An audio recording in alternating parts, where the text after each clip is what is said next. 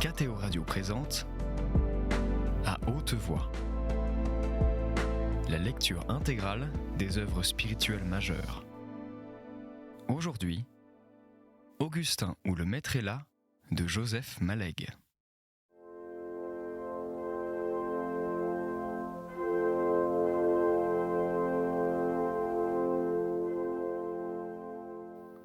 Assis sur mon lit, dans cette paresse d'avant-dormir, gardant devant les yeux le désert de ma vie, je me mis à penser que moi aussi, s'il me fallait chercher des responsabilités, mon attitude morale avait été, sinon exaltée comme la leur, au moins saine. J'avais eu moi aussi mes ferveurs. Je revoyais mon enfance, mes années de petits séminaires, de grands séminaires, rude vie dont je ne sentais même pas la rudesse, du froid partout dans nos dortoirs, sur nos mains, dans les traîneaux, dont nous parcourions nos neiges, dans tous ces grands hivers qu'on ne connaît plus, du froid même dans nos familles. Jusqu'à ce que j'en vis d'autres, je les croyais toutes dures et austères comme la mienne. Mon séminaire était encore ce qu'il y avait de plus chaud. Il me semblait distingué, affectueux, intellectuel. Historiquement, philosophiquement, moralement, il était ce qui se faisait de mieux, jusqu'à ce que j'ai vu autre chose, là aussi. J'avais, dans ce séminaire, le sentiment d'une ascension sociale et morale à la fois, une promotion dans tous les ordres de Dieu. Marchant à grandes enjambées dans la lumière de la lune, son squelette solide pointant sous la soutane, tout cet air de paysan robuste, persistant sous sa culture et sa complexe vie, et son ombre derrière lui, comme un diable noir, l'abbé gardait quelque chose de romantique et de sauvagement beau. Voyons, qu'est-ce que Dieu pouvait loyalement attendre de moi, dans cette espèce de contrat passé avec lui, tout à la fin d'une adolescence et au début d'une jeunesse dont je vous montre les composantes. J'ai entendu prêcher une fois l'abbé d'une trappe bavaroise. Il parlait français avec un fort accent allemand. Il disait « Une dame s'attristait de sentir pour son petit chien plus d'amour que pour Dieu. » Que voulez-vous ? Elle était en son droit. On ne commande pas son cœur. Il suffisait qu'elle fût prête à faire pour Dieu des sacrifices qu'elle n'eût pas fait pour son petit chien. Ne les avais-je pas faits, ces sacrifices ? Une vie régulière, pleine de mon devoir professionnel, exacte, scrupuleuse, sans intérêt ni ambition. Était-ce ma faute si mon cœur se portait aussi peu vers Dieu que celui de la dame au petit chien ? Et d'ailleurs, j'en ai vu des prêtres, aimant Jésus de grand amour au début de leur vocation, ardents, pauvres, courant les patronages et les retraites de monastères, entraîneurs de jeunes, comme ils disent, ascètes, gais, jeûneurs, socialisants, sentant mauvais de la bouche, enthousiastes et un peu fous, et que j'en ai connus, qui sont partis. Je me répétais cela, ni assis ni debout, indécidé dans mon alcôve, me supposant en faute ainsi qu'on suppose un problème résolu, et cherchant les conditions de la faute comme j'aurais cherché celles de la solution. Alors, tout d'un coup, je ne sais pas ce qui s'est passé. Je ne sais pourquoi. Fatigue, pitié sur moi-même. Je trouverais bien des raisons après coup, n'est-ce pas ? Je fus à genoux devant ce lit à édredon rouge. Parfaitement. Je sentis des émotions et des détresses qui me jetèrent à genoux. Remarquez qu'il y avait bien longtemps que je ne prenais même plus mon prie-Dieu pour lire mes prières et mes psaumes, car je continuais de les lire, évidemment, avec les transformations de sens nécessaires à me les rendre intelligibles. Et cependant, je me trouvais à genoux. Je criais « Pitié, pitié, faites luire la lumière ». Je m'imaginais, avec la fraîcheur de mes premières années d'ordination, tenir le corps de notre Seigneur dans mes mains, comme à la Sainte Messe, dans cette proximité terrifiante à laquelle des confrères m'ont dit ne s'être jamais habitués. Si j'étais un saint, comme je vous regarderais, ô Jésus Messie Dieu, naturellement je sentis présentes toutes les conclusions critiques sur Messie et sur Dieu, mais j'écrasais leur ténacité d'une ténacité plus grande. Vous aussi, vous me regarderiez comme vous avez regardé l'homme que vous avez appelé bon. Et ce texte, en effet, est un des plus beaux de saint Marc. Comme tous mes doutes, je ne sais comment, fuirait dans vos certitudes. Ce texte de Marc me parut chargé d'application à mon cas, comme le Sapienza Sapientium et comme les autres. C'est entre le Christ et moi que fut le dialogue de Marc. Tu connais les commandements, je les ai pratiqués. Vends tout ce que tu possèdes, puis viens et suis-moi. Cela aussi, Seigneur, je l'ai fait, ou presque. Je pensais à ma médiocrité actuelle, ma médiocrité future, tous les sacrifices d'argent de l'avenir. Les sacrifices d'argent ne sont pas les seuls. Vendrai-je donc aussi mon intelligence ? Puis-je la donner aux pauvres ? Faut-il la jeter aussi sur votre autel ? Je ne sentais ni hostilité ni attrait, rien qu'une docilité ennuyée, un peu factice, une sorte d'impossibilité triste. Vos textes ne comprennent pas tout, ô maître. La vie est plus complexe que votre temps. Vous n'êtes plus au point. Je pensais aussi au mot de l'imitation. Si vous voulez que je sois dans les ténèbres, soyez bénis. Si vous voulez que je sois dans la lumière, soyez aussi bénis. Sans doute, mais il est aussi un texte sur l'aveugle qui conduit l'aveugle. Tous ces textes moraux, susciteurs d'émotions, sont comme elle, obscurs, multiples, contradictoires. Aucun n'est lumière pour l'intelligence. Allons donc, je le savais bien.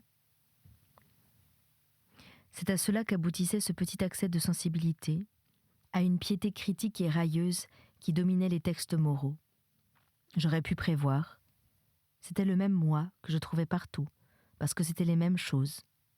Ma sensibilité ne changeait rien aux choses. Allons. Fallait-il que je fasse appel à la vieille expérience de l'Église, que je devais pourtant connaître, à son intellectualisme solide, à sa méfiance du sentiment ? Je souris de moi-même et je me relevai. Serait-ce la dernière crise ? Y en aurait-il d'autres ? Qui pouvait dire ? Me réveillerais-je en sursaut, rêvant de l'enfer comme tel autre que je connais ? Qui pouvait prévoir ? Une formation morale de prêtre est lente à disparaître. Loisy le sait bien. Renan a de ces phrases sur la longue odeur des cires qu'on vient d'éteindre, ou quelque chose comme ça. Je ne sais si l'on est sacerdos in aeternum, mais on l'est certainement pour longtemps. Monsieur Bourret, commençait Augustin, soucieux de voir clair dans cette longue histoire. Mais l'abbé, tourné vers la voiture, cria « Je crois que quelque chose vient là-bas ». Des lanternes remuaient sur le petit chemin de ferme par lequel le marchand de bestiaux était parti.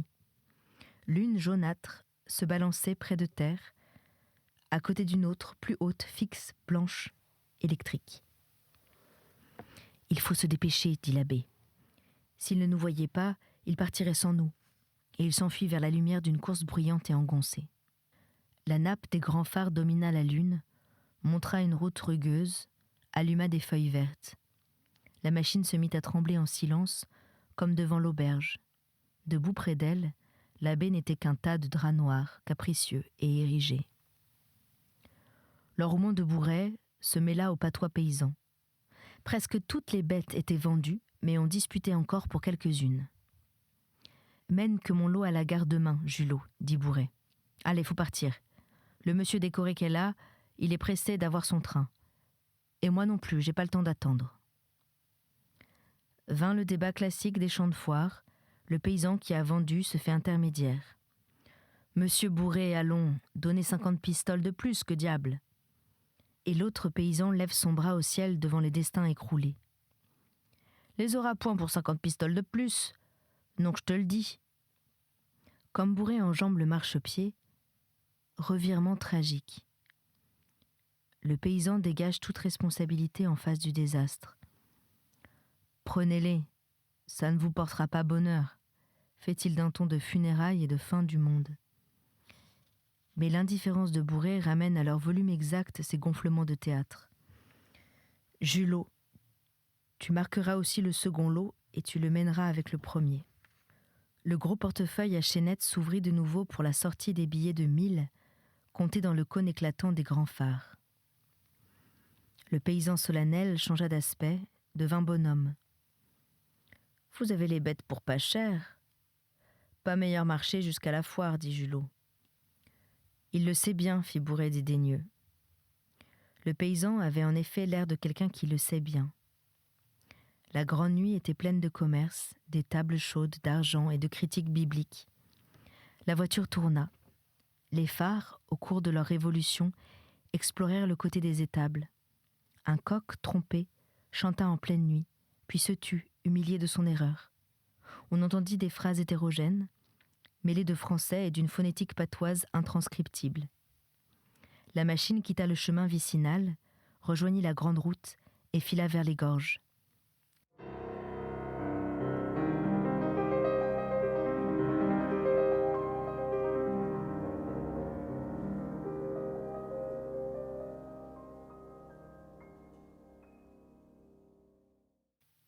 Il était 10h moins le quart.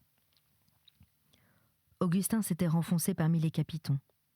La voiture descendait en d'admirables bois, dont il devinait la beauté au volume des troncs frappés par les phares et leur rectitude de colonnes.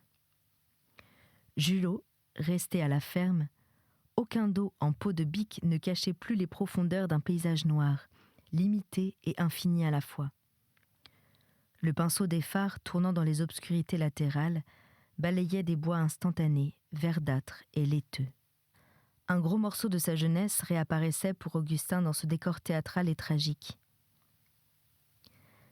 La crise exégétique de jadis, rafraîchie, aiguisée, proéminait parmi d'autres douleurs. Plus loin encore, du fond de son enfance, des gorges toutes semblables remontaient, décharnées, sans substance, pleines de puériles joies disparues. Tous ses souvenirs personnels traversaient les confidences de l'abbé. Plus il y pensait, plus elle lui semblait singulière et suspecte. Il revint à l'identité soupçonnée, Loubidou, le neveu, Bouret. L'abbé plaçait cette crise après sa première visite à lui, Augustin. Très près alors, puisqu'il avait, dès l'année suivante, déménagé de la fameuse chambre. Tenait-il à conserver l'apparence orthodoxe qu'il s'était donnée lors de cette première visite ? Augustin le pensa. Il pressentit que dès cette époque et depuis longtemps déjà, Bouret, ayant cessé de croire, dissimulait. Des crises de sensibilité avaient-elles pu apparaître ultérieurement, telles qu'il les décrivait, ou au contraire des hésitations antérieures étaient-elles retouchées par sa mémoire ? Devait-on aller plus loin, croire à une simple mise en scène, à l'étrange joie de la vie double, ou s'arrêter à des enjolivements sur fond de sincérité d'une profondeur involontaire ? Augustin était incapable de choisir les hypothèses et d'ailleurs qu'importait. Des mots étonnants, sans que l'abbé le voulût, jetaient un jour sur la nature exacte de sa crise, ne fût-ce que cette idée incroyable de contrat avec Dieu. « Dites-moi, monsieur Bouret, fit-il à demi-voix, cette carrière universitaire dont vous me parliez. » Mais l'abbé fit un geste apeuré, minuscule et hâtif. Rappelé au silence, Augustin se retourna vers le beau paysage exalté par la nuit. Des immobilités blanches apparaissaient au hasard des tournants, pleines de cette sérénité de cimetière qui l'avait tant frappé. Humanisées, détendues par la longue descente, près de leur fin, les gorges présentaient des clairières d'air qu'on devinait à travers la nuit. Augustin se reposait malgré lui. La fatigue miséricordieuse apportait une fin provisoire à tant de brisements, de secousses et d'angoisses. Même ses curiosités sur la psychologie de l'abbé s'émoussaient. Il se sentait lassé profondément, jusqu'au moelle, de tout ce qui ressemblait à la question exégétique, secousse de leurs deux existences. Elle ne pénétrait pas au soubassement des choses. Elle ignorait la métaphysique de l'éternité et toute métaphysique.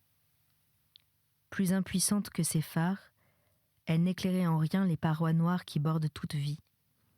Elle était muette sur la mort. Dans l'avant-paysage fouillé par les grands phares, surgit un pont couvert de ronces. La voiture ralentit, le franchit, prit sa courbe, émergea dans le blanc lunaire. Le fond des gorges fut atteint, coupé perpendiculairement, dépassé, et le torrent libéra un court instant toute l'ampleur d'un beau son sauvage. Une prairie plate apparut, s'étala, se laissa deviner grasse et molle, bordée de peupliers sortant des vapeurs nacrées d'une rêverie de limpes, pleine des douces flûtes tristes de la nuit. En arrière, et de plus en plus loin, décroissait une succession de blancs de lune et de noirs violents, où se plaignaient les eaux. La petite route tordue par les gorges se redressait, jouait aux grandes routes, et ne trompait personne, gardant le souvenir de trop de villages. Elle disparut, bue par une autre beaucoup plus vaste, à la mesure de très grandes distances et d'une rectitude non jouée. Ces platanes bordiers, les uns immenses, d'autres tout jeunes, d'autres morts, les phares les frôlaient avec une impartiale fugacité. 10 minutes encore, dit l'abbé. Des pierres kilométriques grossirent, devinrent rondes et larges.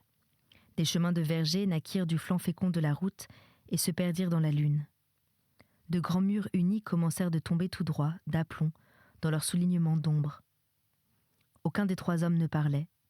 Bourré alluma une cigarette tout en maintenant la main sur le volant. Une odeur de tabac pénétra l'intérieur de la voiture. Les maisons clairsemées se supplémentaient d'immenses portails rougeâtres, ayant l'air d'accessoires. Pareil au post-scriptum des lettres, ils contenaient cependant l'essentiel, à en juger par les haquets à tonneaux des terres vinicoles qui stationnaient devant eux. La voiture filait d'un glissement ralenti, rapide encore. Les maisons se rapprochèrent, se tassèrent. La route se ramifia en rues. Tout dormait du sommeil des petites villes où il n'y a ni foire ni fête locale, rien que des bourgeois dans des lits chauds. Une avenue parut, barrée à angle droit, par une bâtisse longue à prolongements latéraux. On vit des ombres remuantes piquées de falots. La douce et belle voiture s'arrêta. Des phares s'éteignirent. C'était la gare. « Eh ben, monsieur, on vous a tout de même mené à temps pour votre train, eh ?» Et comme Augustin le remerciait de l'avoir conduit jusqu'à la gare, « C'est que j'ai à y faire, ma journée n'est pas finie. Prendre quelque chose ? Bah oui. Pas d'alcool, hein. Demandez-leur du café au lait, bon et chaud. » Il ouvrit une barrière, disparut avec les voix, avec cette maîtrise sans façon qu'il avait partout. Augustin commanda son café au lait et chaud, puis se promena avec l'abbé sur la partie du quai où s'ouvrait le buffet, en proie à ce désœuvrement et cette passivité que donne l'attente des trains dans les petites gares désertes. Il agitait les possibilités d'une carrière universitaire un peu en marge, quelques maîtrises de conférences consolatrices, où l'abbé pourrait sentir se terminer honorablement, comme il disait, son contrat avec Dieu. « Je vois signaler, dit l'abbé, un article de vous. Paralogisme de la critique biblique. Mais il n'est pas facile de se le procurer. J'en publierai une édition française. On dit qu'il est d'une critique trop strictement logique. Elle ne saurait l'être trop, dit Augustin. Il longeait un bâtiment d'aiguilleurs bâti en bois et sentant le goudron. Le luisant des rails passait au jaune paille sous l'incidence des réverbères, puis se compliquait du côté des aiguilles. « Il porte sur quoi ?» demanda l'abbé. « Qu'il n'y a pas une méthode historique et que penser avec les règles de la méthode historique a peu de sens si on ne précise laquelle. Ménageons l'individualité des cas.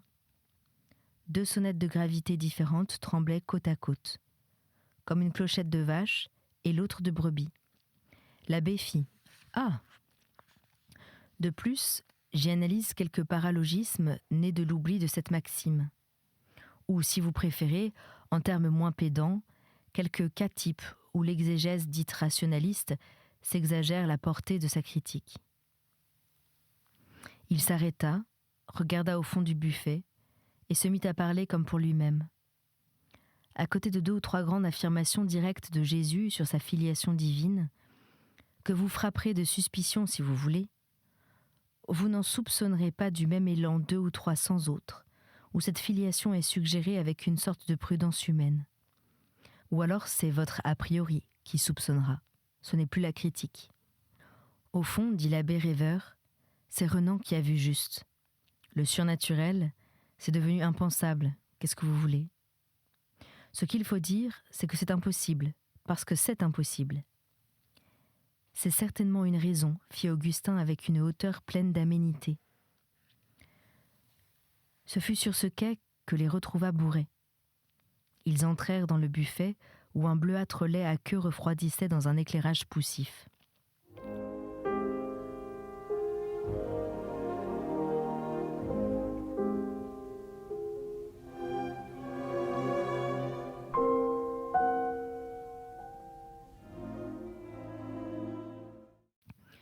Une grande fille rousse, magnifique et insolente qui, voyant un jeune homme de mine trop bien élevée et incuré, ne s'était pas donné la peine de faire mieux, dut sur un ordre brutal ou bousculant, allumer le grand feu, reprendre sa chicorée tiède et son lait aménique, faire griller son pain, y joindre du beurre, apporter à part du vrai lait brûlant et du café fort.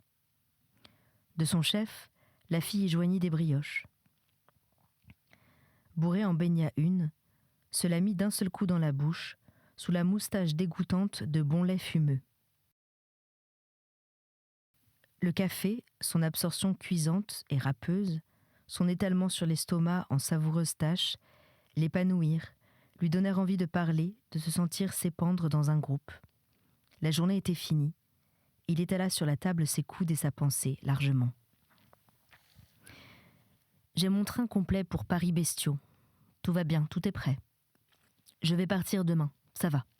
Vous brûlez pas, vous avez le temps, il y a du retard. Vous ne prenez pas de café ?»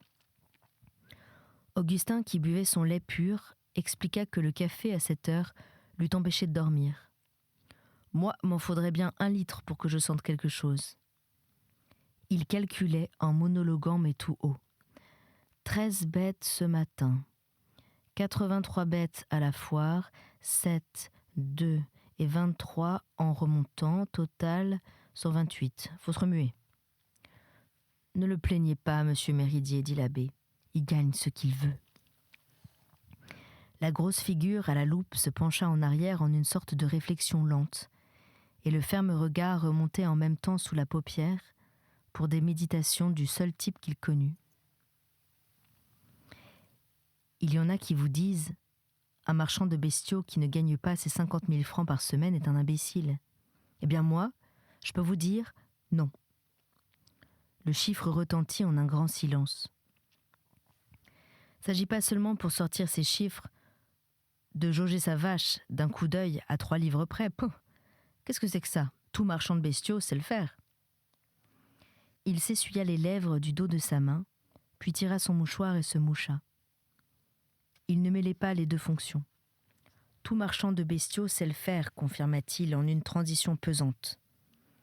Il s'agit d'opérer sur un chiffre d'affaires vaste, de savoir vos mouvements de bêtes, vos débouchés et vos prévisions de prix, dans les au-delà de la Villette et même à l'étranger, de deviner quand vous ne savez pas et de tomber juste, et de deviner de préférence 2 ou 3 jours avant les autres. Faut aussi que vos transports et que vos assurances marchent comme doivent, que vos embarqueurs embarquent comme ils savent et que vous y faites vous-même, que vous ne maquignonnez pas avec votre clientèle, même si vous le pouvez, parce que ça ne sert pas 2 fois. Et il n'y en a pas beaucoup qui ont tout ça ensemble, je vous le garantis. Augustin reconnaissait cette voix massive qui avait dompté la grande fille rousse, qui s'adaptait, sans bavure ni manque, à sa fonction de crier des ordres aux troupeaux et aux hommes qui leur ressemblent. Et alors oui, fit-il, en un sourd claironnement d'épopée, ils font leurs 50 billets par semaine, si la chance les aide, sur les pentes des abattoirs. Que devenaient les vieux récits sur le secret paysan ? Certes, celui qui osait avouer de pareils chiffres dépassait l'étape de ces secrets-là. Augustin sortit de ses pérégrinations de pensée pour demander d'un ton doux et dénué d'ironie à payer la triple consommation. L'abbé expliqua à son frère la carrière et la situation de leurs parents, et l'autre comprit parfaitement. « Quand j'étais jeune, fit-il, je n'avais pas envie d'apprendre. J'aurais fait quelque instituteur, quelque percepteur, quelque argent envoyé, ou j'aurais vendu des oremus comme celui-ci. » L'abbé étendit un sourire docile et noir entre le gros homme et le fond de son propre cœur. « Tout ça, continuait Bourret, c'est médiocre. C'est de la petite instruction. Je donne à mon fils la grosse. Je crois qu'il y mord. Autrement, je le ramènerai aux bêtes. Je l'ai mis au lycée Louis-le-Grand parce qu'on m'a dit que c'était le premier de Paris. » Quand Augustin, dans son compartiment d'express, eut mangé ses dernières madeleines, baissé les glaces, éteint la lampe, étendu son corps sur les coussins bleus, il sentit abonder librement dans ses jarrets, dans ses cuisses, dans sa tête, une fatigue qu'il ne dominait plus. Il frissonnait. De chaud, de froid, il ne savait. Il frissonnait pleinement, à son aise, d'un frisson enfin affranchi de toute restreinte et libre de vibrer. Il eut à faire un effort d'une difficulté immense pour se lever, remonter la glace contre le froid. Le lourd express s'attardait sur ces lignes de montagne. Le voyageur sentit un certain bien-être sous son par-dessus étalé. Les grands wagons battaient sous lui à coups rythmiques, amortis par les coussins et bientôt par l'indolence et l'alanguissement de son corps et de sa pensée. L'attitude du marchand de bestiaux envers la mort consistait à l'ignorer sereinement, ainsi que toute préoccupation d'au-delà et d'éternité. 2 ou 3 jours avant le grand passage, il serait temps d'aviser. Juste 2 ou 3 jours avant. Les prêtres diraient à ce moment les 2 douzaines de mots qu'il faut. Ainsi le voulait son surinstinct, pratique et carnassier. Son positivisme englobait la mort. À quoi bon penser à d'autres qu'aux choses heureuses et bien-aimées ? Augustin se rappela le dernier sourire d'Anne avec une précision merveilleuse, celui qui l'avait violemment ému lorsqu'elle avait dit « Je m'accuse aussi de trop de distractions » et qu'une teinte rose animait son visage. Il prit le temps d'en détailler une fois de plus le déchirement inépuisable. Il faisait clair sous ses paupières fermées, malgré la chaleur de sa tête et cette sensation circulaire d'épines émoussées. Quelque chose contre son corps le gêna, persistant, dur, plus fort que son demi-sommeil. Il ouvrit son par-dessus, déplaça le tube de bois du laboratoire, rentra aux chambres funèbres. Mais il s'en arracha, s'étendit de nouveau sous le par-dessus, dans la même reprenante fatigue, désira Anne d'un désir tendu, continu et doux. Il la désira jusqu'aux pleurs. Elles ruisselèrent sur ses joues paisiblement, et sans secousse. L'automobile qui menait Augustin et le médecin de Clermont s'arrêta chez le médecin local à 3 heures du soir. Augustin s'en fut à pied rejoindre sa mère et sa sœur. Il se rappelait une Christine aux yeux durcis et à l'air d'attente tragique. Il la retrouva moins tendue, presque espérante. « Bébé va mieux, mais maman m'inquiète. Elle est au lit. Il faudra la montrer aussi au docteur. » C'était À haute voix, une émission de KTO Radio. Aujourd'hui, Augustin ou le maître est là de Joseph Malègue. Lecture, Anne-Céline Pellarini. Captation et réalisation, Aymeric Plouinec et Thibaut Dagalier. Une émission disponible en podcast sur ktoradio.com et sur l'application KTO Radio.